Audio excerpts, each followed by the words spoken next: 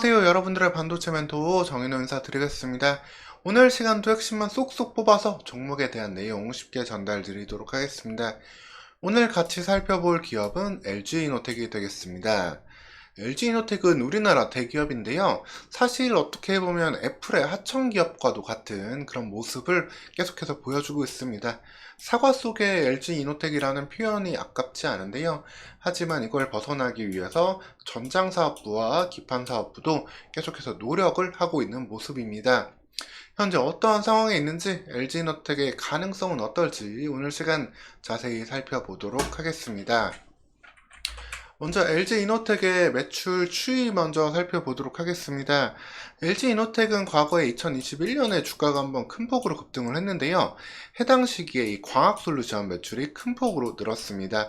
2022년까지도 이 부분 매출이 크게 늘어난 것을 볼 수 있죠. 근데 이게 더 중요한 부분은 매출뿐이 아니라 영업이익에서는 더 큰 비중을 차지했습니다.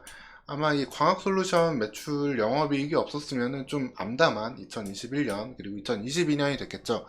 그만큼 이 광학솔루션 매출이 매우 중요한데, 이게 바로 그 카메라 모듈 매출이 되겠습니다. 그리고 이 카메라 모듈은 대부분 아이폰에서 매출이 나온다라고 보시면 되겠습니다. 그렇기 때문에 애플은 LG이노텍이 필요하고, 또 LG이노텍은 애플 덕에 이렇게 성장을 하고 지금 덩치를 규모를 유지할 수 있다 라고 보시면 되겠습니다. 이후에는 특히 기판 소재와 그리고 LG그룹의 전장 부품도 계속 관심을 기울이고 있지만, 기판 소재는 반도체 업황 사이클에 좀 영향을 받는 부분도 있고, 전장 부품 같은 경우에는 아직까지도 마진을 크게 내지는 못하고 있습니다. 전장 부품만 따로 떼어내놓고 보면은 적자를 한동안 기록하는 걸 볼 수 있고요. 이 부분이 아직까지도 크게 해소되지 않고 있는 모습입니다. 물론 미래를 준비하는 사업부이기 때문에 이 전장 부품이 흑자 전환한다면 큰 폭의 다시 밸류 리레이팅을 받을 수 있겠지만, 주가 재평가를 받을 수 있겠지만, 그 시기는 아직 좀 멀었습니다. 다만 이제 기판 소재 관련해서 다행히 이 부분이 영업이익으로 크게 좀 들어오고 있는 부분이 있기 때문에, 이 부분을 통해서도 좀 다시 한번 성장에 나올 수 있기를 바라야 되는 LG이노텍이 되겠습니다. 그러면은 결국에 일단 LG이노텍에 대해서 보려면은 아이폰 판매량이 제일 핵심이 되겠습니다.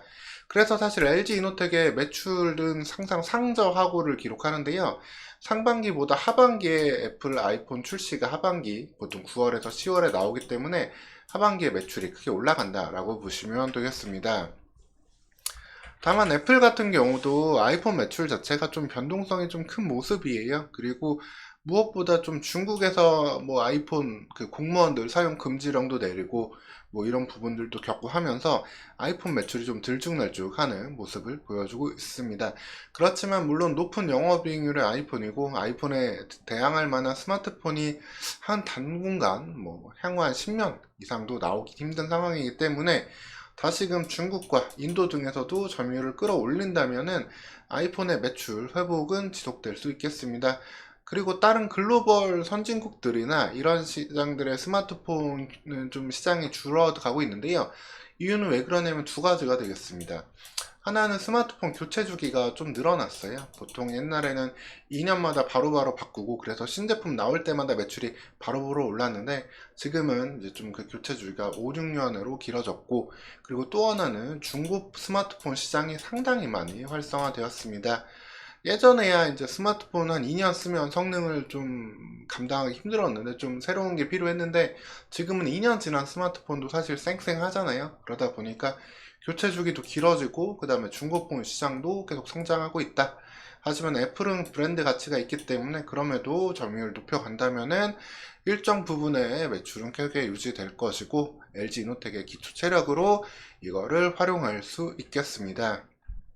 그렇지만 사실 LG이노텍이 애플에 대해서 좀 아쉬운 점은 꽤 많아요. 매출액을 크게 끌어올려주긴 했는데, 매출액이 그래가지고 10조 원 이상 내고 영업이익도 1조 원 이상 벌고 이런 부분들은 있는데, 근데 보시면 내용을 좀 보면은 좀 아쉬운 부분이 이 영업이익률이에요. 영업이익률이 4% 정도밖에 나오지 않아요. 이는 예전에 어떤 거랑 비교해야 되냐면은 MLCC가 없던 삼성전기, 삼성전기가 MLCC를 하기 전에 삼성전자에서 이제 스마트폰 관련된 부품들을 주로 만들어서 팔았는데, 이때 삼성전기가 받았던 영업이익률이 2~3%, 많이 받으면 5~6% 정도, 딱 요 정도 수준이라고 보시면 되겠습니다. 다만 이제 LG 이노텍의 카메라 모듈을 애플도 필요로 하니까 이 상단에 해당하는 4~6% 정도 영업이익률을 나오긴 하는데, 다소 좀 아쉬운 부분이죠. 그래서 항상 밸류를 좀 높게는 못 받고 있는데, 이 부분을 그래서 극복하기 위해서는 이 두 가지 부분, 이 패키지 소재와 그 다음에 전장 관련된 부분의 성장이 좀 필요하겠습니다. 전장 관련해서는 그래도 3분기 실적 컨퍼런스 콜 할 때도 이야기를 한 거는 어느 정도 매출 규모 자체가 좀 절대적으로 늘었다.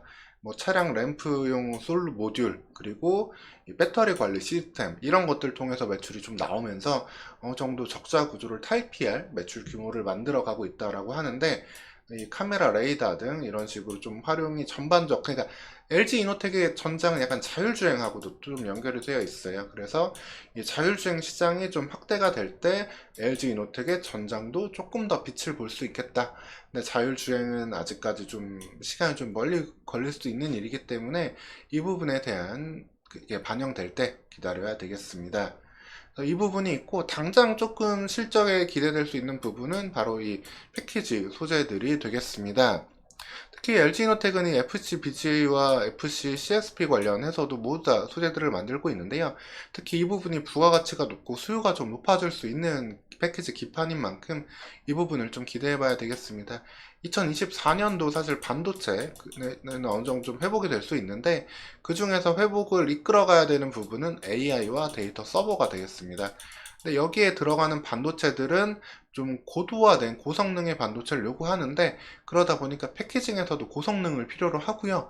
쉽게 말씀드리면 그 패키징 할 때 더 좋은 성능을 내줄 수 있는 기판이 이 기판이 되겠습니다. 이 넓은 기판에다가 많은 칩을 붙여가지고 효율을 한 번에 끌어올리는 그런 기판이 되고, 이 플립칩 방식, 칩을 거꾸로 뒤집어서 패키징하는 기판으로서 서버용의 핵심 기판이다라고 보시면 되겠습니다. 즉 서버용 시장이 커지면은 이 FC, BGA도 같이 매출이 늘어날 수 있다, 이렇게 보시면 되겠습니다. 이를 통해 가지고 기판 소재 부분은 이렇게 매출 영업이익이 나오고 있는데요. 이 부분의 영업이익이 좀 기대치보다 조금 더 높게 나온다면 LG 이노텍의 주가는 조금 더 재평가를 받을 수 있겠습니다. 즉 아이폰이 꾸준히 팔리는 상황 속에서, 그리고 이 기판 판매량의 증가가 필요하겠습니다. 그리고 한 가지 더 말씀드리면은, 이왕이면 카메라 애플 아이폰 중에서도 아이폰 프로맥스 같은 고급 모델이 좀 많이 팔릴 때 LG 이노텍은 재평가를 받을 수가 있습니다.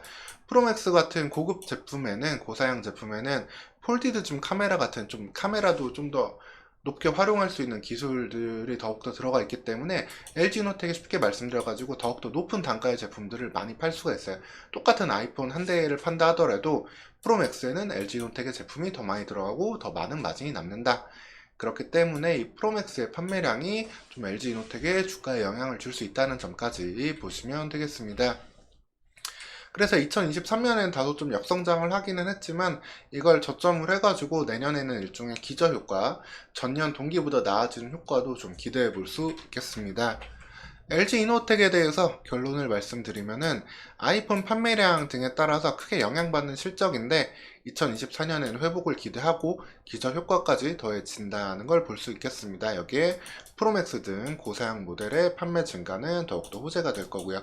그리고 전장은 좀 시간이 걸릴 수 있고, 기판에서부터 매출 영업이익이 좀 끌어올려진다면은 이 부분이 LG 이노텍의 큰 힘이 되겠습니다.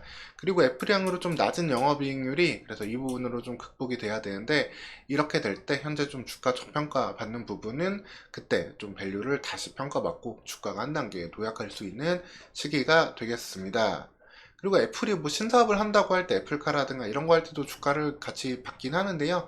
그 부분도 같이 챙겨보시면 되겠습니다. 오늘 시간 이렇게 LG 이노텍에 대해서 안내 드렸고요. 추가적으로 궁금한 점은 댓글 달아주시면 되겠습니다. 오늘도 영상 시청해주셔서 감사합니다.